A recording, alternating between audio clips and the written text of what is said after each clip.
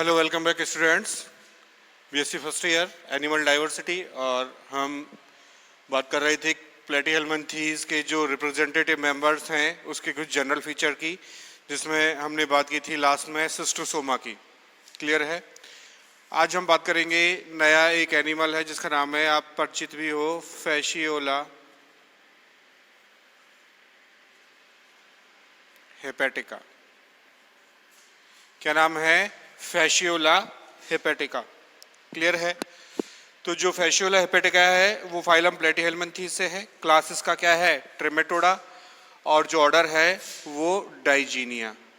तो क्लास लिखूं मैं इसकी, क्लास ट्रिमेटोडा, और जो ऑर्डर है डाइजीनिया। ऑर्डर का नाम क्या है? डाइजीनिया। अब हमने बात की है जो ट्रिमेटोडा के जो एनिमल्स होते हैं, जो क्लास है इसकी, वो मोस्टली कैसे होते हैं? पैरासिटिक हैबिटाट के। तो ये भी कैसा है? पैरासिटिक हैबिटाट का है। और पैरासिटिक हैबिटाट का है तो ये कैसा है? डाइजेनेटिक होस्ट है। Digenetic host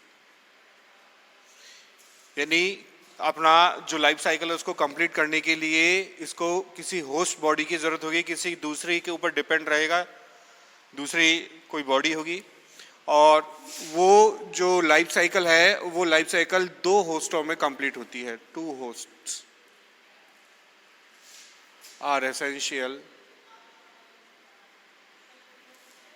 for life cycle. जो लाइफ साइकिल होती है उसको पूरा करने के लिए 2 होस्ट यहाँ होना जरूरी है। किसमें? फैसियोला हेपेटिका में। और इसको जनरली कहते हैं लिवर फ्लूक। इसको जनरली कॉमन नेम है, इसका कॉमन नेम लिवर फ्लूक कहते हैं, क्योंकि ये जो भेड़ और जो बकरी होती है, शीप और गॉट होती है, शीप एंड गॉट, उनके जो लिवर है और जो बाइल डक्ट है, बाइल डक्ट, वहाँ ये अटैच रहता है, वहाँ चिपका रहता है। तो लिवर वाले जगह पे ये अटैच रहता है। और जो शेप है वो कैसी होती है? Leaf like. कैसी होती है? लीफ लाइक शेप होती है। छोटी क्लासों में आपने डायग्राम भी देखा होगा कुछ इस तरह का, इस तरह से। यहाँ ये सकर होता है, ये एसिटाबुलम है। तो जो ये शेप है ये कैसी है? ये लीफ लाइक है। तो लीफ लाइक है तो इसलिए, और ये किस जगह का परजीवी है? लिवर। तो लिवर कहाँ मिलेगा? जो इंटरनल ऑर्गन होते हैं वो पार्ट है। तो ये एक प्रकार का क्या हो गया? एंडोपैरासाइट हो गया। एंडोपैरासाइट क्या हो गया? एंडोपैरासाइट। इसीलिए इसका नाम क्या है? लिवर फ्लूक इसका नाम है। क्लियर है? और जब ये अगर पैरासाइट हैबिटाट का है तो ये डेफिनेटली कोई डिसऑर्डर कॉज करता है, और वो डिसऑर्डर कहलाता है लिवर रॉट। क्या कहलाता है? लिवर रॉट, या इसे कहते हैं सिरोसिस। क्या नाम कहते हैं इसको? Cirrhosis, liver rot. तो इट कॉजेज लिवर रॉट और सिरोसिस डिजीज। यकृत को सड़ा देता है, यकृत को गला देता है, सड़ा गला देता है, इसलिए इसको लिवर रॉट डिजीज से संबंधित है। क्लियर है? अगर ये एंडोपैरासाइट है तो एंडोपैरासाइट होने के कारण ये एनारोबिक रेस्पिरेशन शो करता है। Anaerobic respiration. कैसा रेस्पिरेशन प्रदर्शित करता है? एनारोबिक, यानी absence of O2। O2 absence. O2 की एब्सेंस में ये क्या करता है? रेस्पिरेशन शो करता है। डाइजेनेटिक होस्ट है तो यहाँ दो होस्ट होता है, एक प्राइमरी होस्ट और दूसरा होता है यहाँ पे सेकेंडरी होस्ट। जो प्राइमरी होस्ट है वो होती है यहाँ पे शीप और जो सेकेंडरी होस्ट होता है वो होता है स्नेल या जिसे कहते हैं घोंगा, मॉलस्कन। तो इस प्रकार से यहाँ दो इसके होस्ट मिलते हैं, प्राइमरी होस्ट तो शीप है और सेकेंडरी होस्ट क्या है, घोंगा यानी स्नेल। इन दोनों होस्टों में अपनी लाइफ साइकिल ये कंप्लीट करता है। क्लियर है? आगे बात करें, इसका जो मेन जो न्यूट्रिटिव मटेरियल होता है वो होता है बाइल एंड ब्लड। क्या है मेन न्यूट्रिटिव मटेरियल? बाइल यानी बाइल डक्ट से जुड़ा होता है, लिवर से अटैच होता है और वहाँ जो इसकी एपिथेलियल सेल होती है और उसके साथ जो बाइल जूस होता है और ब्लड होता है उसको ये अपने भोजन के रूप में काम में लेता है, पोषक पदार्थ के रूप में काम में लेता है। इसमें ये अगर हम रिप्रोडक्शन की बात करें तो ये हर्मेफ्रोडाइट होता है, हर्मेफ्रोडाइट। और हर्मेफ्रोडाइट होने की वजह से यहाँ पे सेल्फ या ऑटो एंड क्रॉस फर्टिलाइजेशन दोनों ही देखने को मिलते हैं। बोथ। ऑटो का मतलब जब किसी दूसरी बॉडी की रिक्वायरमेंट नहीं होती, यानी कि वो कैसा होगा, हर्मेफ्रोडाइट होगा। और साथ में क्रॉस फर्टिलाइजेशन भी जो फैसियोला हेपेटिका है उसमें हमें देखने को मिलता है। ठीक है, यहाँ इनडायरेक्ट डेवलपमेंट होता है। कैसा डेवलपमेंट होता है? Indirect development. और इनडायरेक्ट डेवलपमेंट की हम बात कर रहे हैं तो यहाँ पे लार्वल स्टेज प्रेजेंट होगी और लार्वल स्टेज प्रेजेंट होने के वजह से यहाँ मल्टीपल लार्वल स्टेज देखने को मिलती हैं। जैसे कौन कौन सी लार्वल स्टेज होती हैं? मिरासीडियम,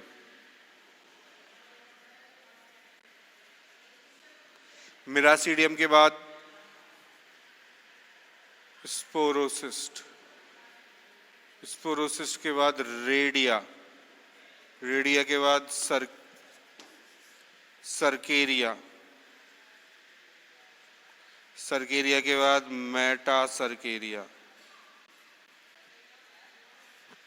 ये 1 बाई 1 लार्वल स्टेज यहाँ सीक्वेंशियली डेवलप होती हैं। किसमें? फैसियोला हेपेटिका में। क्लियर है? अब हमने पहली बात की है कि भाई ये कैसा है, डाइजेनेटिक होस्ट है और डाइजेनेटिक होस्ट होने के कारण ये क्या करता है, दो जो एनिमल हैं उनमें अपना जो लाइफ साइकिल है उसको कंप्लीट करता है। इसका जो प्राइमरी होस्ट होता है जिसका नाम है शीप, शीप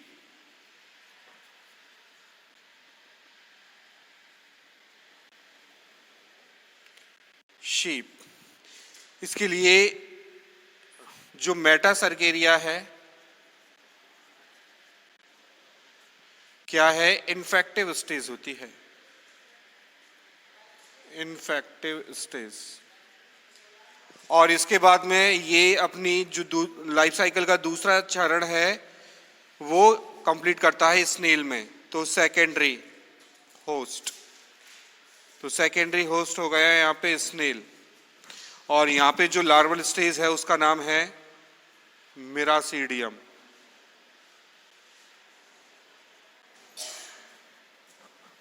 ठीक है, ये इसके लिए इन्फेक्टिव स्टेज है।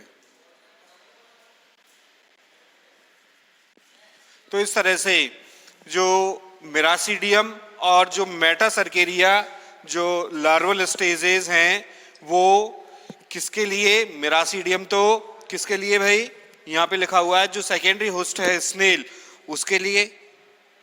क्या है ये, एक तरह से इन्फेक्टिव स्टेज है, इसको इन्फेक्ट करेगा। और जो मेटासर्केरिया है वो प्राइमरी होस्ट जो यानी शीप है उसके लिए ये कैसा है, इन्फेक्टिव स्टेज होती है। जो मिरासीडियम है ये फ्री स्विमिंग लार्वल फॉर्म है। क्लियर है? यानी जब ये फ्रीली स्विम करेगा तब ये किसको इन्फेक्ट करेगा, स्नेल को, क्योंकि स्नेल यानी मॉलस्क है और मॉलस्क मोस्ट ऑफ कैसे होते हैं, एक्वेटिक हैबिटाट के होते हैं यानी जलीय आवास के होते हैं। तो इस तरह से जो सेकेंडरी होस्ट होता है वो यहाँ स्नेल यहाँ देखने को मिलता है। तो ये जो फैसियोला हिपेटिका है ये इसके फीचर हैं।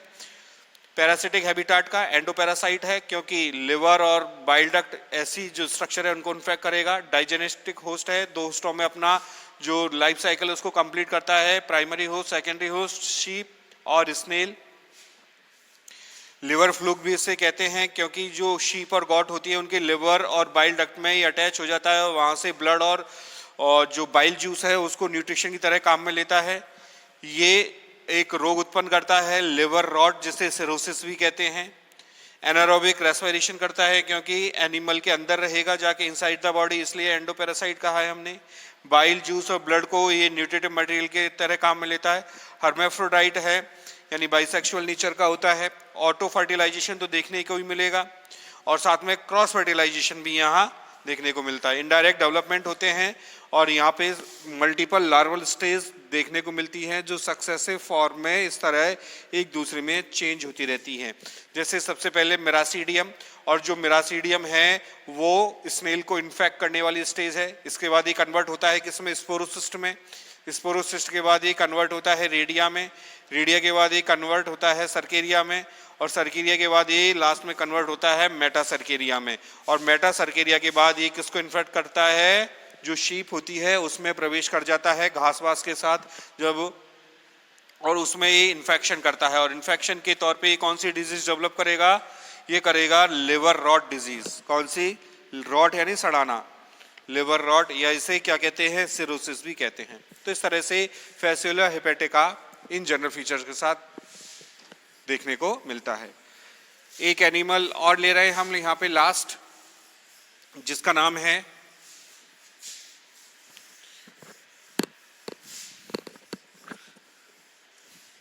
अगला एनिमल है जिसका नाम है टीनिया, या इसे टेप वॉर्म भी कहते हैं। इसे क्या कहते हैं, टेप वॉर्म। क्लियर है? तो जो टीनिया है वो टीनिया टेप वॉर्म के नाम से जाना जाता है। अब जो टीनिया है, टीनिया की फीचर्स की बात करें हम तो ये बाइलेटरल सिमेट्री शो करता है, एसीलोमेट होता है,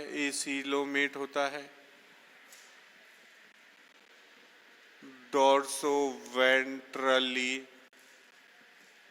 फ्लैटेंड चपटा होता है। पृष्ठ और अधर सतह से कंप्लीटली कैसा होता है, चपटा होता है। आगे बात करें हम, ये पैरासिटिक हैबिटाट का है, पैरासिटिक, और पैरासिटिक में एंडोपैरासाइट एंडोपैरासाइट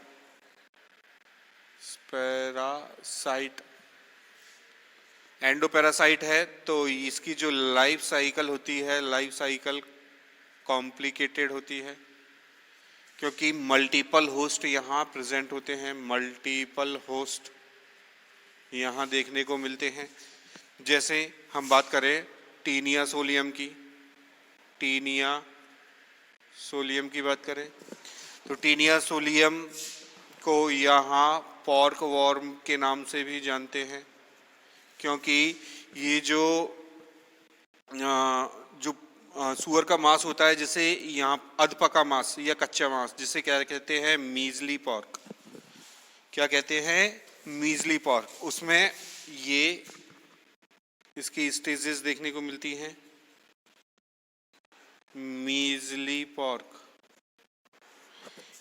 दूसरी एक स्पीशीज और ले लेते हैं हम, टीनिया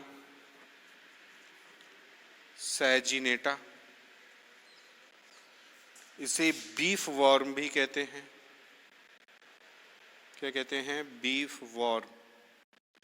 क्लियर है? तो इस तरह से तो ये देखने को मिलेगा आपको पिग के अंदर, और पिग, और ये देखने को मिलता है काऊ के अंदर। तो इस तरह से जो लाइफ साइकिल है मल्टीपल होस्ट होने की वजह से काफी ये कॉम्प्लिकेटेड यहाँ देखने को मिलती है। बॉडी की बात करें तो हम यहाँ पे डॉर्सोवेंट्रली फ्लैटन तो होती है, साथ में जो बॉडी है वो 3 पार्ट में डिवाइडेड होती है। एक पार्ट जो हेड होता है उसे कहते हैं स्कोलेक्स। स्कोलेक्स हेड, जिसपे सकर और हुक्स लगे होंगे, रोस्टेलम जहां होगा। दूसरा पार्ट होता है इसका नेक, और तीसरा जो पार्ट होता है उसका नाम कहलाता है स्ट्रोबाइला। स्ट्रोबाइला में इमेच्योर और मैच्योर सेगमेंट्स होते हैं जिन्हें प्रोग्लोटिड्स कहते हैं। और जहां नेक्स्ट जो लाइफ साइकिल है उसकी जो स्टेज होगी, ऐसे जो सेगमेंट्स होंगे उन्हें ग्रेविड कहते हैं। Gravid, gravid next life. Clear है? तो जो स्ट्रोबाइला होते हैं उनका जो नंबर होता है वो 800 से लगभग 1000 नंबर में ये दिखाई देते हैं। तो इस तरह से ये जो टीनियस ओलियम है उसकी बॉडी डिवाइडेड होती है। क्लियर है? आगे हम इसकी बात करें तो जो टीनियस ओलियम है और ये जो टीनियस एजिनेटा है, ये हमने कहा था एंडोपैरासाइट है, जो और जो ह्यूमन की जो इंटेस्टाइन होती है उसमें, या जो भी इसका होस्ट है उसकी इंटेस्टाइन में ये निवास करता है और वहीं से न्यूट्रिटिव मटेरियल को एब्जॉर्ब करता है। और जो न्यूट्रिटिव मटेरियल है वो ऑलरेडी डाइजेस्टेड होता है, इसलिए यहाँ डाइजेस्टिव सिस्टम कंप्लीटली एब्सेंट होता है क्योंकि इसको डाइजेशन की ज़रूरत नहीं होती। जैसे हम यहाँ पे एक एनिमल लें, सॉरी इसका एग्जांपल लें टीनियस ओलियम। तो जो टीनियस ओलियम है उसका एक हम यहाँ पे एक फोटो बनाएं।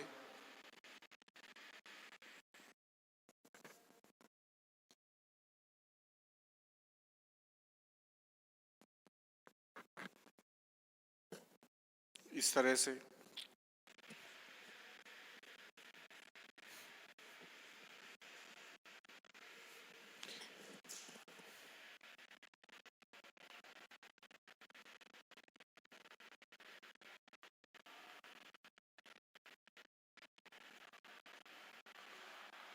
ये हुक होते, ये सकर होते हैं।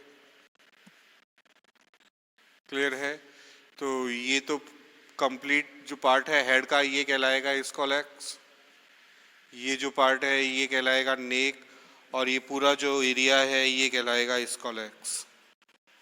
क्लियर है? अब ये जो खंड होंगे इमेच्योर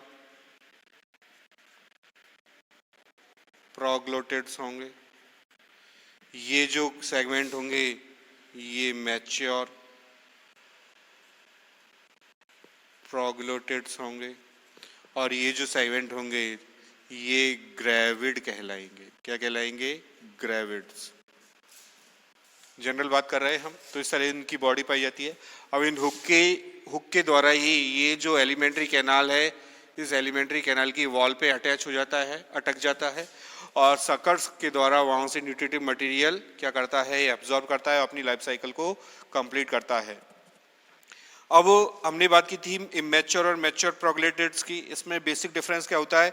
यहाँ जो अब ये हम इसकी बात करें तो ये हर्मेफ्रोडाइट नेचर का भी होता है। हर्मेफ्रोडाइट यानी बाइसेक्सुअल, यानी मेल और फीमेल जो रिप्रोडक्टिव स्ट्रक्चर हैं वो यहाँ एक ही सेगमेंट में देखने को मिलेगी, यानी सारी सेगमेंट्स में मेल और फीमेल रिप्रोडक्टिव स्ट्रक्चर होंगी।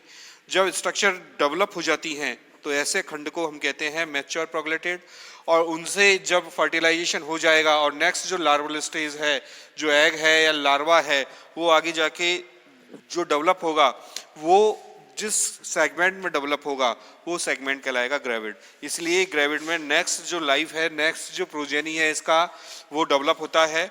और यहाँ से क्या होता है, ये जो सेगमेंट है, जो ग्रेविड्स हैं, ये इससे सेपरेट होने लगते हैं।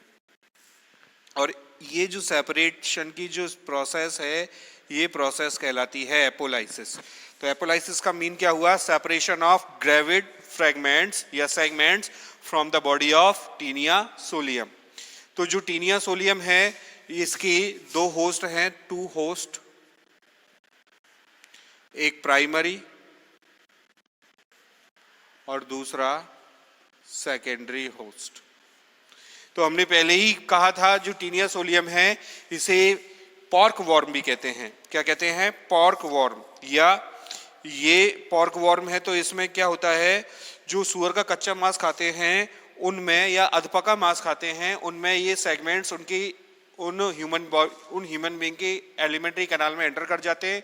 और एलिमेंट्री कैनाल में एंटर करने के कारण वहाँ ये डिजीज डेवलप करते हैं। क्या करते हैं, डिजीज डेवलप करते हैं, जिसका नाम है टीनियसिस। क्लियर है।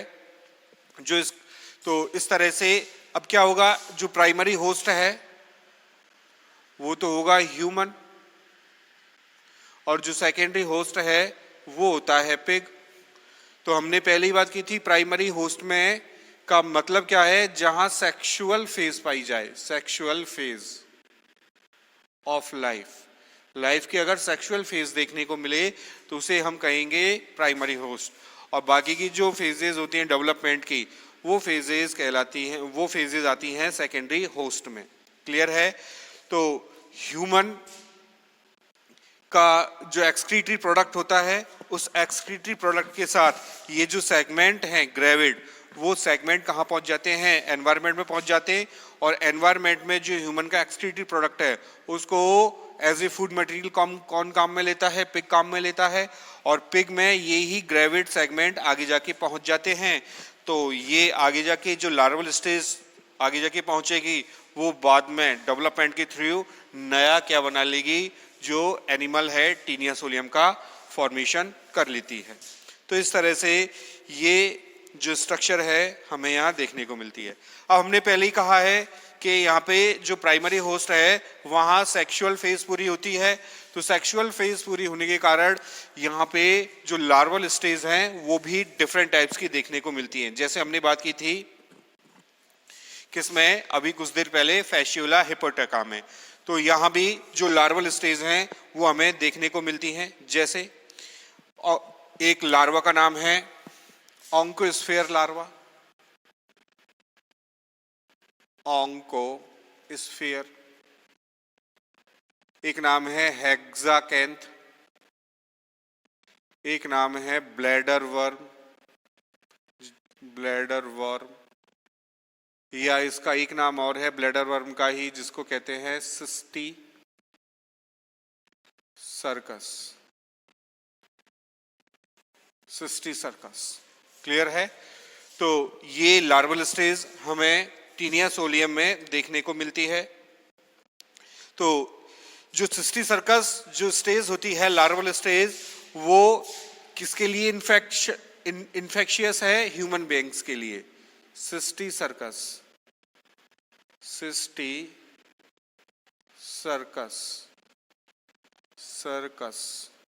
या इसका नाम क्या है, ब्लैडर वॉर्म। जो सिस्टी सर्कस और ब्लैडर वॉर्म है वो किसके लिए इन्फेक्शियस है, ह्यूमन बीइंग के लिए इन्फेक्शियस है। ऐसे ही सेकेंडरी होस्ट कौन है, पिग है, तो उसके लिए इन्फेक्शियस है ऑन्कोस्फेयर लार्वा, ऑन्कोस्फेयर लार्वा। क्लियर है। ये पिग के लिए इन्फेक्शियस है, ये ह्यूमन के लिए इन्फेक्शियस है। और जो टीनिया सोलियम है, इससे जो डिजीज होती है उसका नाम होता है टीनियसिस। या यहाँ इन्फेक्शियस डिजीज कौन है, सिस्टी सर्कस। तो सिस्टी सर्केसिस।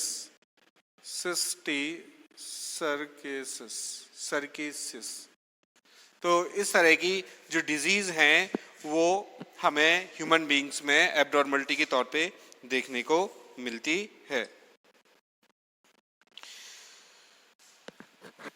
तो इस तरह से जो टीनिया है वो अपनी लाइफ साइकिल दो होस्ट में पूरी करता है, bilateral, symmetry, acoelomate, dorsoventrally flatten, parasitic habitat का एंडोपैरासाइट है। लाइफ साइकिल कॉम्प्लिकेटेड होती है, एक से अधिक होस्ट की जरूरत होती है।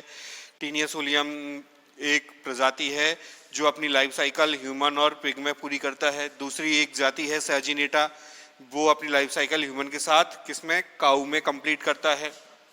तो टीनिया सोलियम को कहते हैं पॉर्क वॉर्म, क्योंकि जो सुअर का मांस होता है उसे पॉर्क कहते हैं, लेकिन कच्चा या अधपका का मांस होता है उसे मिजली पॉर्क कहते हैं, और जो गाय का जो मांस होता है उसे बीफ कहते हैं, तो बीफ वॉर्म। बॉडी स्कॉलेक्स, नेक और जो स्ट्रोबाइला है उसमें डिवाइडेड होती है। स्ट्रोबाइला में 800 से लेके 1000 सेगमेंट पाए जाते हैं। सेगमेंट्स डिफरेंट टाइप के होते हैं, मैच्योर, इमेच्योर सेगमेंट जिन्हें प्रोग्लेटेड के नाम से जाना जाता है। इसके बाद जो जहाँ सेक्शन नेक्स्ट लाइफ की जो लार्वल स्टेज होगी ऐसे सेगमेंट होंगे, उन्हें ग्रेविड नाम से जाना जाता है। और ये हर्मेफ्रोडाइट नेचर के होते हैं। ऑटो फर्टिलाइजेशन के साथ साथ क्रॉस फर्टिलाइजेशन देखने को मिलता है, और ग्रेविड का सेपरेशन होना क्या कहलाता है, एपोलाइसिस कहलाता है। तो इस तरह से जो प्लेटीहेल्मिन्थीज है उसके हमने जनरल कैरेक्टर देखे, और जनरल कैरेक्टर के साथ हमने कुछ एनिमल्स उसके स्टडी किए जो मोस्टली कैसे थे, पैरासिटिक हैबिटाट के थे। तो आज के लिए इतना ही। Thank you very much.